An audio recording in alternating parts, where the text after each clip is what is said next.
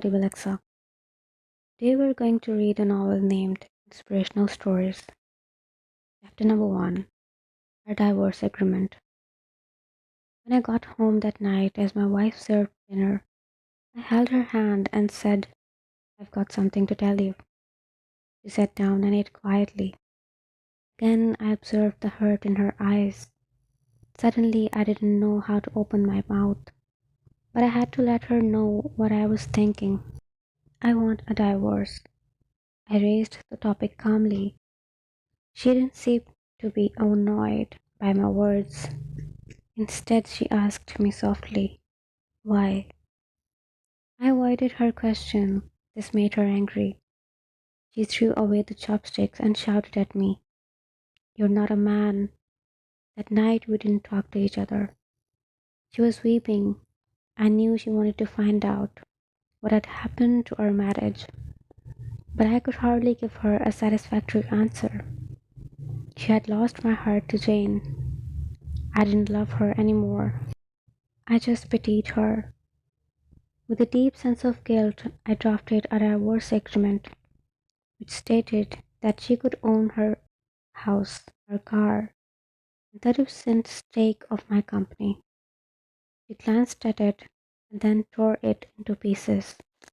The woman who had spent 10 years of her life with me had become a stranger. I felt sorry for her wasted time, resources, and energy. But I could not take back what I had said, for I loved Jane so dearly. Finally, she cried loudly in front of me, which was what I had expected to see. To me, her cry was actually a kind of release. The idea of divorce, which has obsessed me for several weeks, seemed to be firmer and clearer now. The next day, I came back home very late and found her writing something at the table. I didn't have supper, went straight to sleep and fell asleep very fast because I was tired after an eventful day with Jane. When I woke up, she was still there at the table writing. I just did not care, so I turned over and was asleep again. In the morning, she presented her divorce conditions. She didn't want anything from me, but needed a month's notice before the divorce. She requested that in the 1 month we both struggle to live as normal as life as possible. Her reasons were simple. Our son had his exams in a month's time, and she didn't want to disturb him with her broken marriage. This was agreeable to me, but she had something more. She asked me to recall how I had carried her into our bridal room on our wedding day. She requested that every day for the month's duration I carry her out of our bedroom to the front door every morning. I thought she was going crazy, just to make our last days together bearable. I accepted her odd request. I told Jane about my wife's divorce conditions, laughed loudly, and thought it was absurd. No matter what tricks she applies, she has to face the divorce, she said scornfully. My wife and I hadn't had anybody contact since my divorce intention was explicitly expressed. So when I carried her out on the first day, we both appeared clumsy. The son clapped behind us. Daddy is holding mommy in his arms. His words brought me a sense of pain from the bedroom to the sitting room, then to the door. I walked over 10 meters with her in my arms.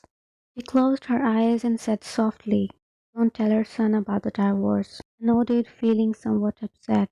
Put her down outside the door. She went to wait for the bus to work. I drove alone to the office. The second day, both of us acted much more easily. She leaned on my chest. I could smell the fragrance of her. I realized that I hadn't looked at this woman carefully for a long time. I realized she was not young anymore. There were fine wrinkles on her face. Her hair was graying. Marriage had taken its toll on her. For a minute, I wondered what I had done to her. The fourth day, when I lifted her up, I felt a sense of intimacy returning. This was the woman who had given 10 years of her life to me. On the fifth and sixth day, I realized that our sense of intimacy was growing again. I, I didn't tell Jane about this. It became easier to carry her as the months slipped by. Perhaps the everyday workout made me stronger. She was choosing what to wear one morning. She tried on quite a few dresses, but could not find a suitable one. Then she sighed. All my dresses have grown bigger. I suddenly realized that she had grown so thin. That was the reason I could carry her more easily. Suddenly it hit me. She had buried so much pain and bitterness in her heart. Subconsciously, I reached out and touched her head. Her son came in at the moment and said, "Dad, it's time to carry mom out." To him, seeing her father carrying his mother out had become an essential part of his life. My wife gestured to her son to come closer and hugged him tightly. I turned my face away because I was afraid I might change my mind at this last minute. I then held her in my arms, walking from the bedroom through the sitting room to the hallway. Her hand surrounded my neck softly and naturally. I held her body tightly. It was just like our wedding day, but her much lighter weight made me sad. On the last day, when I held her in my arms, I could hardly move a step. Our son had gone to school. I held her tightly and said I hadn't noticed that her life had lacked intimacy. I drove to the office, jumped out of my car swiftly without locking the door. I was afraid any delay would make me change my mind. I walked upstairs. Jane opened the door, and I said to her, "Sorry, Jane, I do not want the divorce anymore." She looked at me, astonished, and then touched my forehead. "Do you have a fever?" she said. I moved her hand off my head. "Sorry, Jane." I said, "I won't divorce."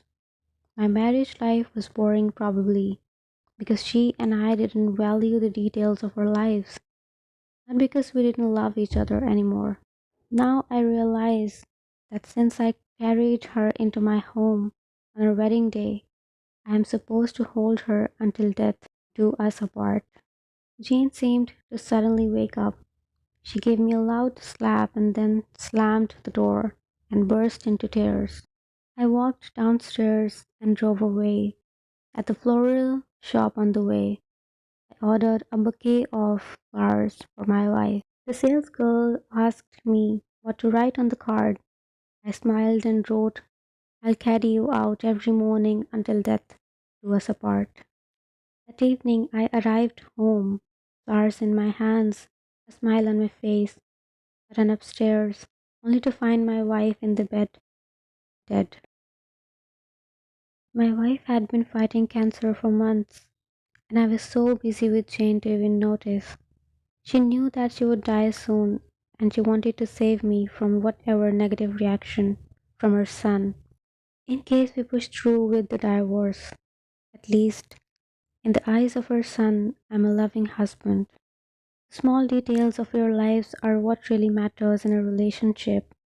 It is not the mansion, the car, the property, the money in the bank. These create an environment conducive for happiness but cannot give happiness in themselves. So find time to be your spouse's friend and do those little deep things for each other and build intimacy. If you're not in a relationship now, remember this for the second or third time around. It's never too late. If you don't share this, nothing will happen to you. If you do, you just might save a marriage. Many of life's failures are people who did not realize how close they were to success when they gave up.